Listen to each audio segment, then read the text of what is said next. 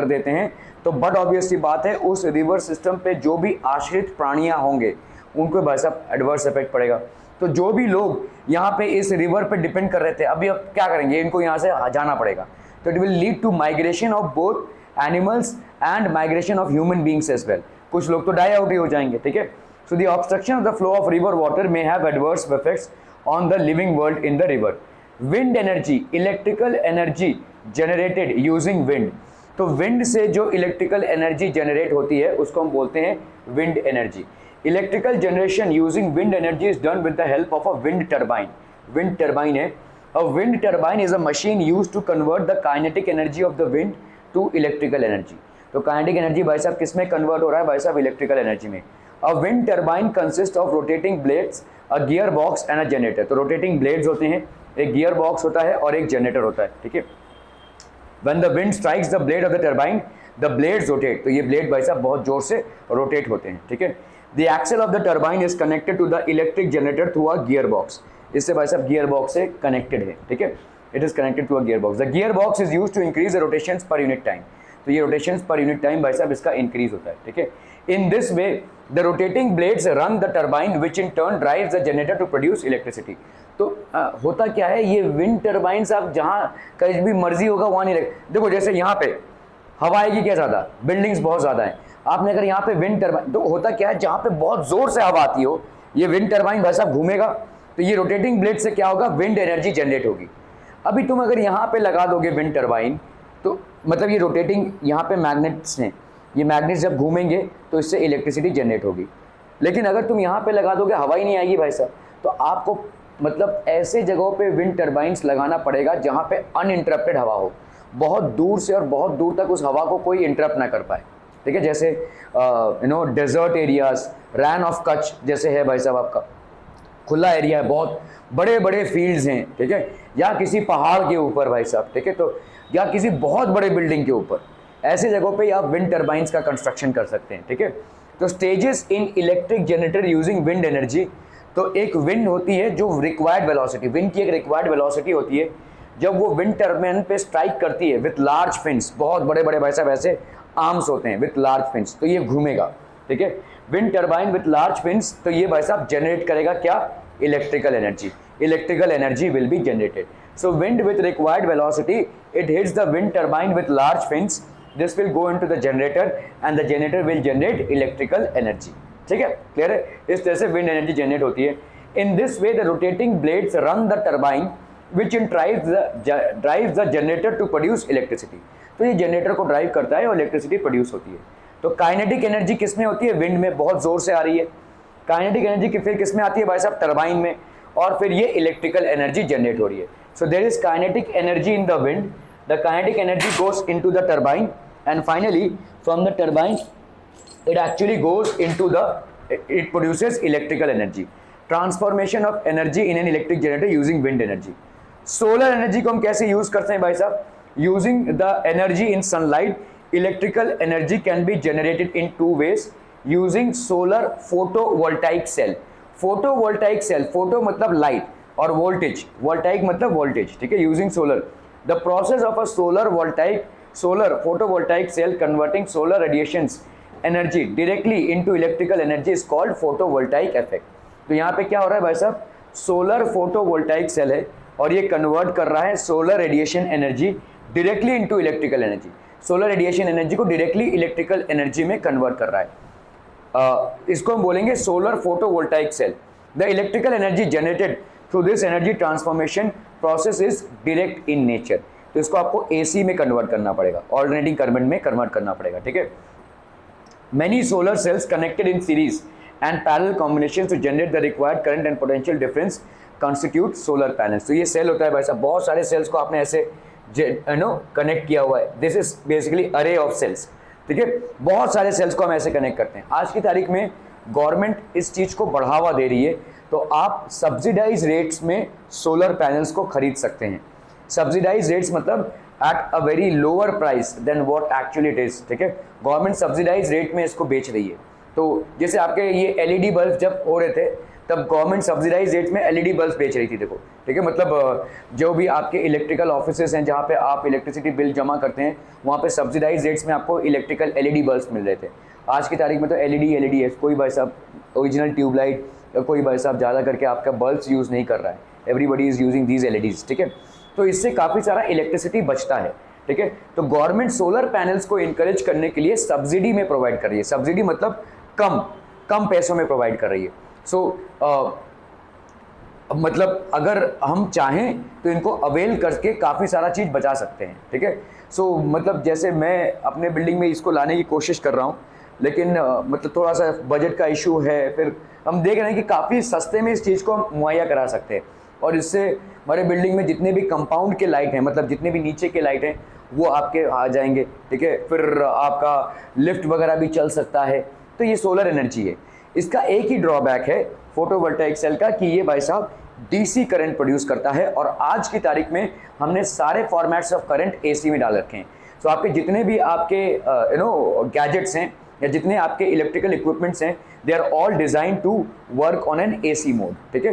तो ये DC current में करंट जनरेट करता है, डीसी मोड में करंट जनरेट करता है, ये एक आपका ड्रॉबैक है, ठीक है। Many solar cells connected in series and parallel, तो ये देखो सीरीज में है और ये पैरेलल है, तो इसको बोलते हैं भाई साहब मेनी, ठीक है।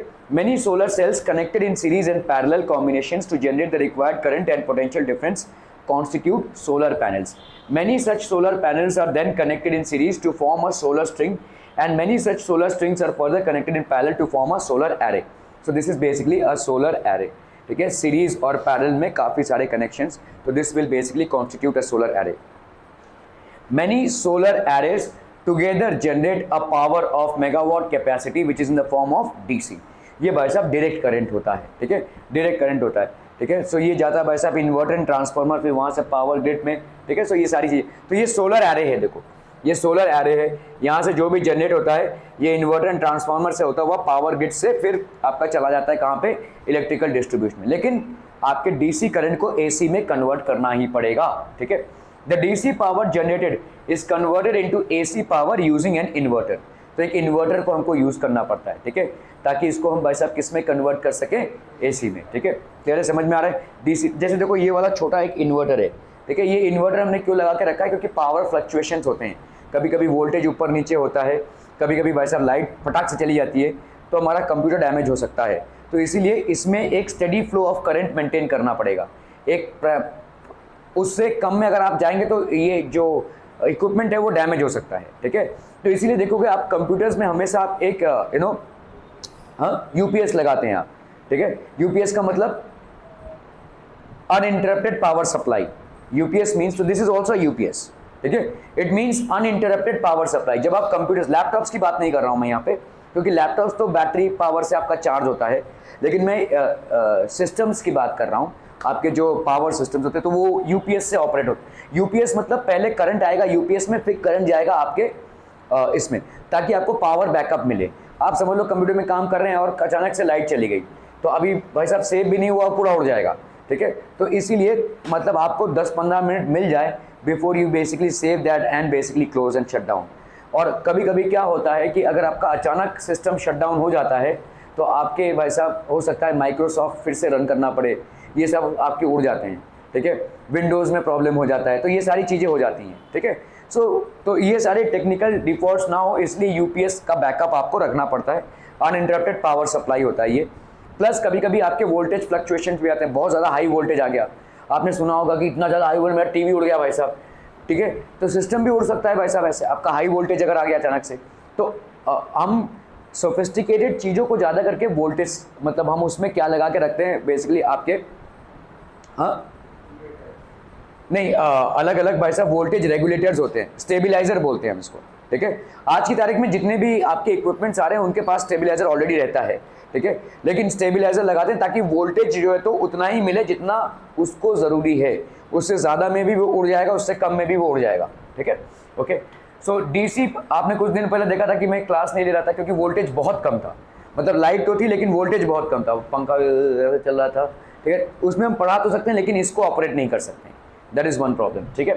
Okay, A transformer is used to transform the voltage and current levels of the generated power and is then fed into the electricity distribution network.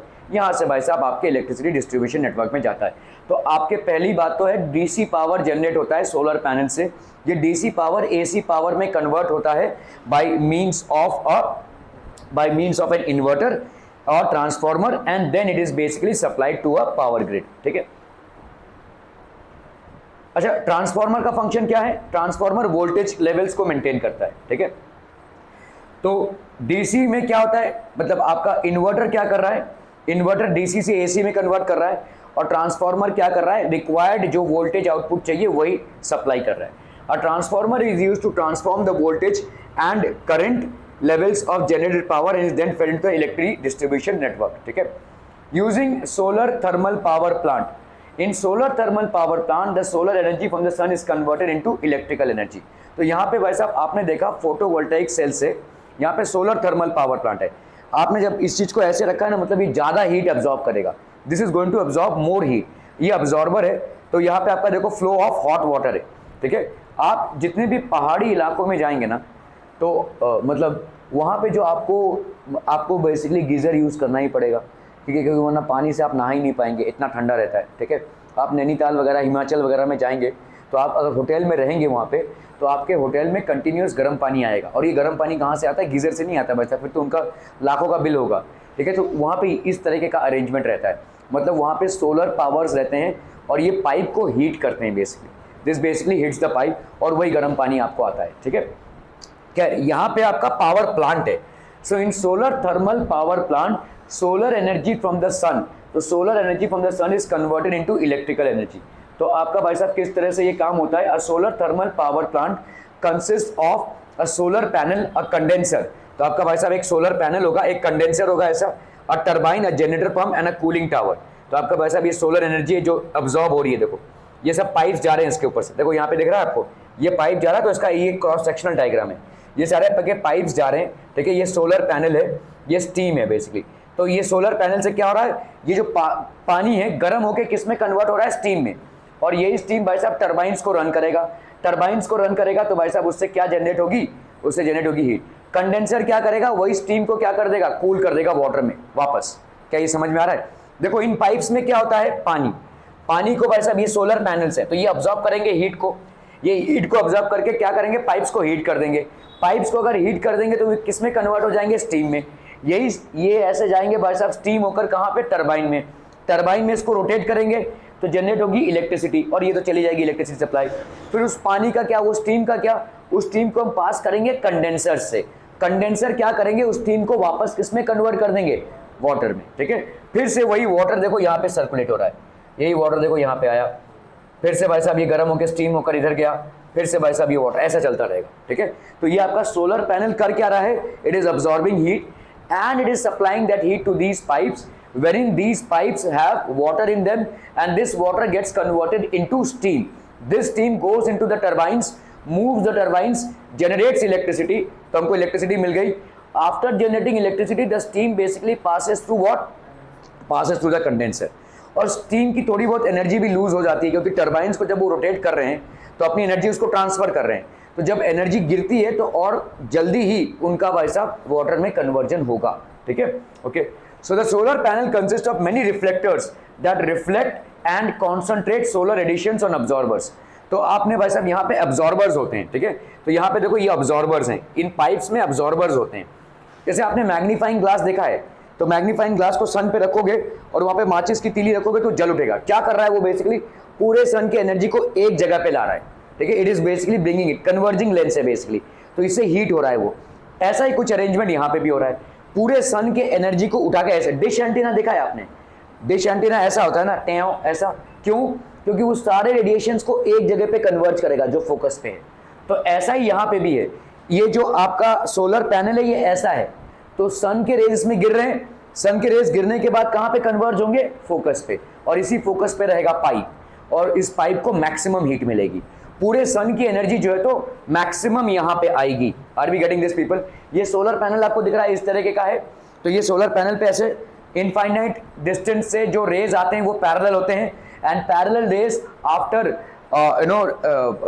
basically they hit a concave lens, they will converge at the focus. तो ये lens तो नहीं है या mirror तो नहीं, लेकिन mirror मान सकते हैं हम इसको, एक टाइप का मिरर ही हुआ ना, इसको कन्वर्ज करेगा फोकस पे और बराबर फोकस से आपका पाइप जा रहा है, तो पूरा का पूरा हीट भाई साहब आपके पाइप को मिल जाएगा और पाइप में ठहरा हुआ पानी स्टीम में कन्वर्ट हो जाएगा, ठीक है। सो the solar panel consist of many reflectors that reflect, यार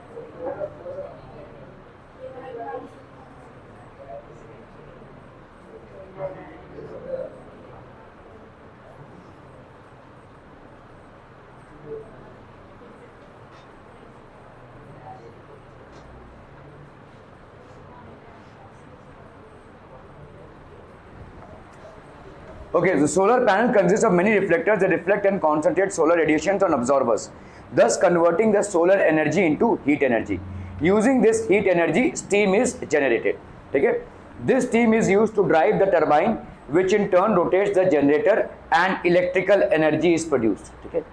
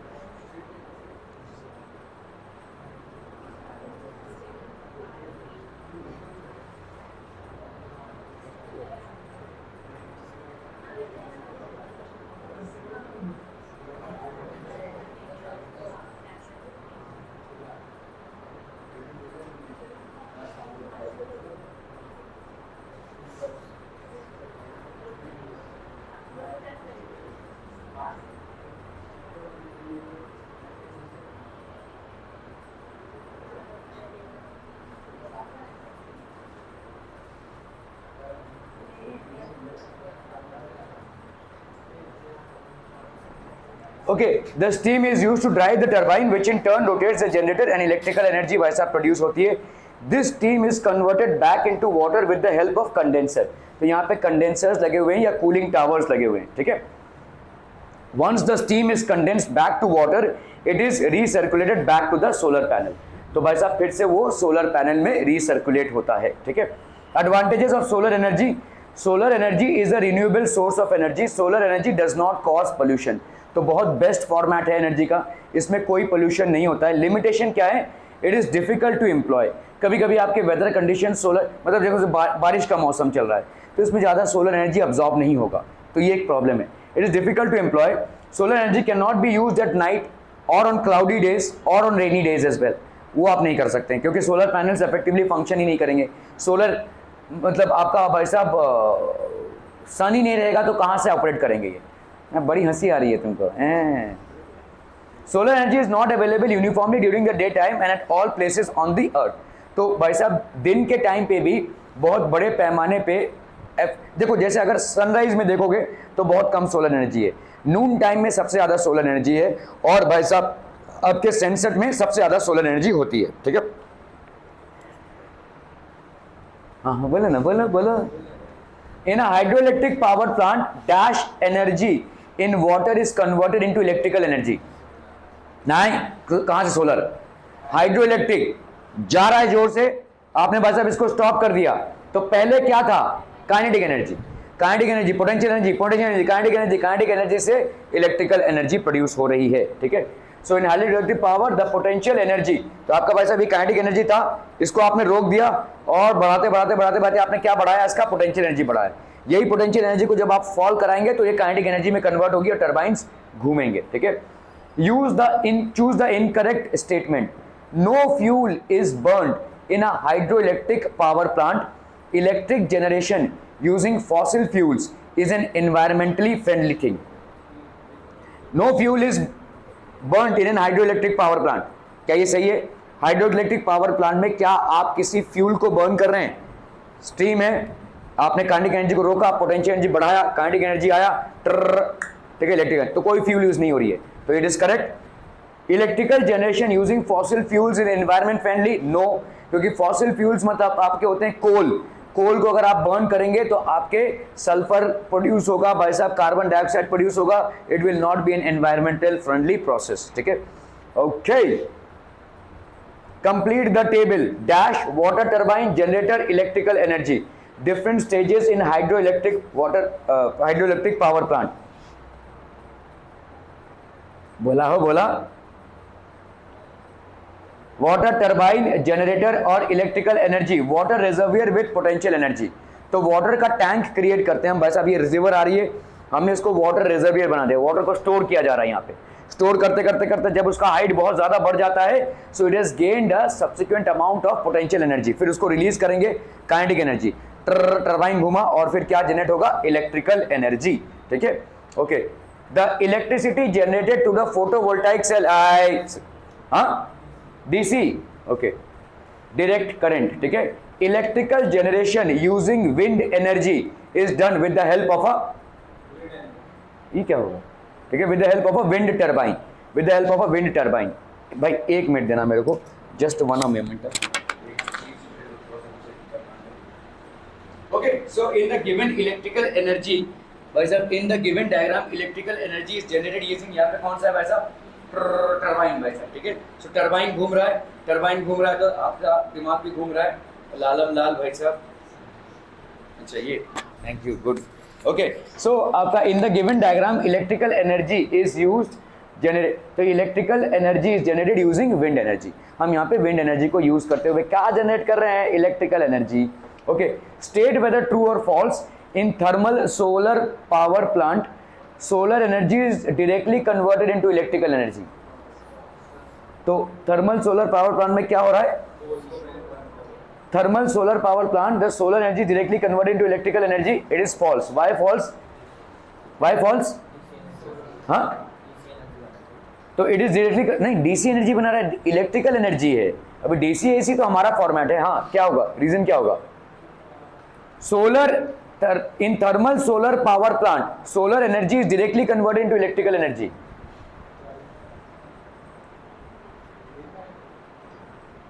क्या क्या नहीं, DC is not the answer, DC और एसी तो आपकी इलेक्ट्रिकल एनर्जी हो गया ना, अभी डीसी को आप एसी में कन्वर्ट कर रहे हैं, हाँ, तो उसके बाद वो होगा। ठीक है, तो यहां पे आप सिर्फ सोलर एनर्जी से इलेक्ट्रिकल एनर्जी नहीं बना रहे हैं, आप सोलर एनर्जी को यूज करते हुए पानी को गर्म कर रहे हैं और पानी से स्टीम प्रोड्यूस कर रहे हैं, उस स्टीम से टरबाइन ऑपरेट हो रहा है और उससे भाई साहब जनरेट हो रहा है। तो ऐसा नहीं है कि solar energy directly electrical energy में कन्वर्ट हो रहा है, सोलर एनर्जी के हीट को आप यूज करते हुए क्या कर रहे हैं? वाटर को हीट करते हुए आप स्टीम में कन्वर्ट कर रहे हैं। ठीक है, solar energy is not available uniformly during day time and at all places on the earth, तो ये भाई साहब ट्रू है। ठीक है, डे टाइम में all places on the earth पे at the same time it is not available. ठीक है, find the odd one out from the following: wind, LPG, coal, crude oil. भाई साहब इनमें से कौन सा होगा? हाँ, क्यों विंड? नहीं नहीं नहीं, LPG, coal, crude oil, find out the odd one out. All the other formats, देखो क्या विंड एक फ्यूल है? इलेक्ट्रिकल क्यों नहीं है?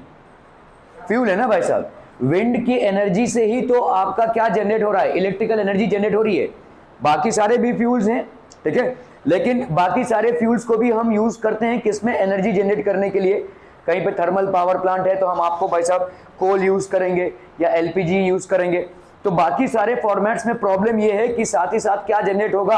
आपका पोल्यूशन जनरेट होगा। दूसरा क्या है भाई साहब? विंड में कोई पोल्यूशन जनरेट नहीं होगा, it will not create any kind of pollution.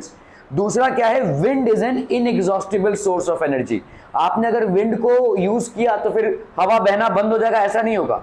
But these are exhaustible formats of energy. ये एग्जॉस्ट होंगे क्योंकि ये लिमिटेड सप्लाई में है। These are limited in nature, this is unlimited, ठीक है। ये इनएग्जॉस्टेबल रिसोर्स है, दिस इज एग्जॉस्टेबल रिसोर्स, ठीक है। So this will be, wind will be the odd one out, ठीक है। प्रीवियसली आज बोर्डवा क्वेश्चन हुआ, ठीक है। Hydroelectric energy, solar energy and wind energy are called renewable energies. क्या ये सही है? हाइड्रोइलेक्ट्रिक एनर्जी, इसमें कोई फ्यूल का यूज नहीं हो रहा है, ठीक है। Is it a renewable format of energy? Yes it is, ठीक है। Solar energy, is it a renewable source of energy? Yes it is. Basically आप सन की एनर्जी को यूज कर रहे हैं और सन की एनर्जी को अगर यूज कर लेंगे तो सन का एनर्जी कम नहीं हो जाएगा। विंड एनर्जी, क्या ये भी एक रिन्यूएबल सोर्स ऑफ एनर्जी है? तो hydroelectric energy, solar energy and wind energy all are renewable sources of energy. Hydroelectric energy, solar energy and wind energy are called renewable energies. Why? Because they are non-exhaustible sources of energy. They will not get exhausted with their usage. Source produce continuously, not depleted. Source का depletion नहीं होता है। दूसरे formats में source का depletion होता है। जितना हम यूज करेंगे सोर्स जो है तो कम होता जाएगा। क्रूड ऑयल हो गया, डीजल हो गया, पेट्रोल हो गया, इन चीजों को हम जितना ज्यादा यूज करेंगे इन रिसोर्सेज का उतना ही ज्यादा कमती या डिप्लीशन होता जाएगा, ठीक है। But this is not there. What are the advantages of hydroelectric power generation? Advantages of hydroelectric power generation, no pollution, ठीक है, no pollution, no usages of exhaustible resources. कोई भी आप एग्जॉस्टेबल रिसोर्स को यहाँ पे यूज नहीं कर रहे हैं, पेट्रोलियम को, डीजल को, ये सारी चीजों को यूज नहीं कर रहे हैं। मैकेनिकल फॉर्मेट ऑफ एनर्जी है, ठीक है। हालांकि अगर डिसएडवांटेज पूछा जाए तो क्या होगा? आपके स्पीशीज को प्रॉब्लम होगा, ठीक है। जहां से वो नदी जा रही थी वहां पे जितने भी डिपेंडेंट्स हैं उनको माइग्रेट करना पड़ेगा। They will have to migrate and leave that land. No fuels are burned, ठीक है। नो एयर पोल्यूशन, ऑब्वियसली किसी फ्यूल बर्निंग का प्रोसेस इसमें इन्वॉल्व नहीं है, तो obviously there will be no air pollution. Availability रहेगी भाई साहब। Reservoirs replenished during rainy season. जो रिजर्वियर्स होते हैं जहां पे पानी इकट्ठा होता है रेनी सीजन में बहुत ज्यादा इकट्ठा हो जाता है, इसलिए बोलते हैं ना बांध का पानी छोड़ दिया भाई साहब, अभी बाढ़ आने वाली है, क्योंकि बांध में बहुत ज्यादा पानी स्टोर हो जाता है रेनी सीजन्स में और तब वो पानी छोड़ना पड़ता है और तभी कभी कभी बाढ़ आ सकती है, ठीक है। Replenish during rainy seasons. Incomplete combustion of carbon of fuels leads to the formation of, देखो कभी भी किसी भी फ्यूल मतलब होता है आपका हाइड्रोकार्बन। आप कार्बन एंड इट्स कंपाउंड्स में इसको पढ़ चुके हैं। किसी भी फ्यूल को जब आप बर्न करेंगे कंप्लीटली, वो क्या प्रोड्यूस करेगा? Carbon dioxide. Complete combustion of any fuel will obviously produce carbon dioxide. Incomplete combustion is going to produce carbon monoxide, ठीक है, carbon monoxide. Water reservoir possesses what format of energy? Nuclear energy, kinetic energy, thermal energy, potential energy. So it will have potential energy. Water reservoir में भाई साहब क्या हो जाएगा? Potential energy, ठीक है। चैप्टर एट अ ग्लांस, तो आपके भाई साहब इलेक्ट्रिकल एनर्जी जो है जनरेशन किस किस चीज से होता है? अगर हम यूजिंग कोल कर रहे हैं तो आपका क्या सेटअप होता है? Thermal power plant. Thermal power plant का भाई साहब क्या होता है? इसमें फ्यूल क्या है? Coal. Boiler for conversion of water to steam, तो यहाँ पे chemical energy in coal, thermal energy, kinetic energy in steam, kinetic energy in turbine and finally electrical energy. Fuel for coal, boiler for conversion of water to steam, system for converting steam back of water, steam turbine, generator and electrical energy. Using nuclear fuel or uranium or plutonium, nuclear power plant stages arrangement, nuclear reactor for, तो यहाँ पे भाई साहब nuclear reactor for nuclear fission, system for steam generation from water, steam turbine, generator, electrical energy, system for conversion of steam back into water, nuclear energy, thermal energy, kinetic energy and electrical energy. ये हो गया भाई साहब आपका nuclear fuel using natural gas, power plant based on natural gas, compressor for pressurise combustion chamber, gas chamber, generator, electrical energy. यहां पे fuel कौन है? Natural gas. नेचुरल गैस क्या होती है भाई साहब? हाँ बोलो, गोबर गैस। ठीक है, गोबर gas is basically natural gas. गोबर गैस के नाम से ही गांव खेड़े में जाना जाता है। ठीक है, क्योंकि इसमें बहुत बड़े पैमाने पे animal excreta and human excreta, vegetable peels, जो ऑर्गेनिक वेस्ट है, सड़ा हुआ खाना, ये सब डाला जाता है उसमें, और इससे प्रोड्यूस होता है नेचुरल गैस। नेचुरल गैस से भी हम क्या करते हैं, कंबस्टन चेंबर में जाता है ये नेचुरल गैस। यहाँ पे आपका कंप्रेसर और प्रेशराइज्ड एयर, एयर भाई साहब प्रेशराइज्ड रहता है। गैस टरबाइन, समझ में आ रहा है? देखो ये एयर है हाई प्रेशर में, कंबस्टन चेंबर है। ठीक है, ये हाई प्रेशर में एयर है, तो आपने साथ ही साथ क्या कर दिया, एयर का भी टेम्परेचर बढ़ा दिया, तो एयर की वेलोसिटी बढ़ जाएगी। क्या ये समझ में आ रहा है? देखो गैस के पार्टिकल्स में वेलोसिटी कब बढ़ती है? जब समझ लो आप टायर में हवा भरा रहे हैं, समझ लो 4 व्हीलर है, 2 व्हीलर है, तो वो ऐसा कंप्रेसर रहता है ना, देखो उसके पास वो ऐसे जैसे बहुत जोर से हवा निकलता है। क्यों? क्योंकि भाई साहब उसके पास कंप्रेसर है, तो हवा को वो अब्सॉर्ब करके कंप्रेस करके भेज रहा है आपके पास। क्लियर है? क्लियर है? क्लियर है? इसी कंप्रेस्ड एयर को जब आप टेम्परेचर दोगे तो और ज्यादा स्पीड हो जाएगी इसकी। ठीक है, और ज्यादा स्पीड हो जाएगी। समझ में आ रहा है? क्योंकि प्रेशर से भी स्पीड बढ़ रहा है और टेम्परेचर से भी। तो आप कंप्रेस कर रहे हो किसको? एयर को। इसको आप आसानी से कर सकते हो, एयर को आपने कंप्रेस कर दिया, दबा दिया, अभी एक छेड़ा करोगे भस से आवाज निकलेगी। ठीक है, तो एयर को आपने कंप्रेस किया हुआ है, प्रेशर कुकर में कंप्रेस्ड एयर है बेसिकली। ठीक है, इसको आप क्या कर रहे हो, फिर आप इसको क्या दे रहे हो, हीट दे रहे हो। तो बहुत प्रेशर कुकर में कभी अपने हाथ इधर रख दिया ना भाई साहब, पूरा जल जाएगा, है ना, वो जो सीटी जहां से बहुत जोर से निकल रहा है। तो ये कंबस्टन चेंबर है, यहाँ पे क्या हो रहा है, नेचुरल गैस है, कंबस्टन चेंबर, गैस टरबाइन को ये रोटेट करेगा और इससे जनरेटर होगा, और इससे क्या प्रोड्यूस होगी भाई साहब, इलेक्ट्रिकल एनर्जी। तो at the same time what you are doing is you are applying high pressure as well as high amount of temperature which is increasing the kinetic energy of the gaseous molecules of air.